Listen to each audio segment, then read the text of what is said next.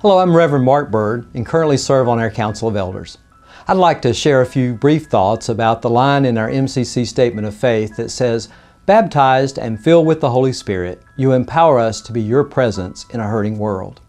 In MCC, we share common and differing theologies, beliefs, and practices about many things, baptism and the Holy Spirit included. That's the beauty of who we are. And yet, if we aren't careful, the terms baptized and filled with the Holy Spirit could be perceived as a litmus test for how well or even if God can or will use us to help someone else. For our purposes today, let's keep it simple. Thinking maybe of baptism simply as a way of connecting with the divine in a manner which allows us to connect or reconnect with our own humanness, a humanness that is sometimes hurting and broken too. And maybe we just think of the Spirit as God's presence in and around us, sometimes obvious, sometimes not, that opens our awareness not only to God, but to others, and in ways we may never have imagined, ways that allow us to see, hear, and feel the pain others may be experiencing, pain that can be just as diverse as we are, because not everyone's hurt is the same. I'm reminded of the story that someone shared about a little girl who walked to and from school every day and one day didn't make it home when she was supposed to. Her mom went looking for her and found her on the steps of the school with another little girl.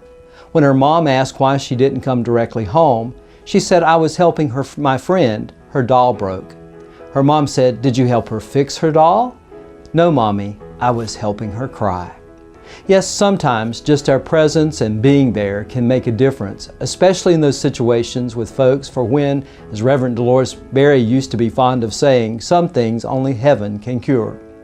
Especially now, when it seems the hurt and pain of the world in which we live can overwhelm and paralyze us on all levels. It's easy to get burned out or frustrated when our efforts don't seem to make a difference or to help. So I would be amiss not to say that in our willingness and efforts to allow the Divine Spirit to work in and through us, we must also be willing and intentional in allowing her to help us to take care of ourselves as well. In books, songs, even sermons, we've all heard the phrase, "hurting people hurt people." Well, last year, country singer Tim McGraw released a song by the same name, which reminds us that we can, and I would add with the Spirit's help, break that cycle. The words go, "Hope is the thread and faith is the needle," for people like you and me. So maybe we can be hurt people healing people, broken people fixing people, wounded people mending people. Love forgives and love forgets. So one day we won't be hurt people hurting people. Love is the thread and faith is the needle. May God hold us as we hold each other. God bless you, my friends.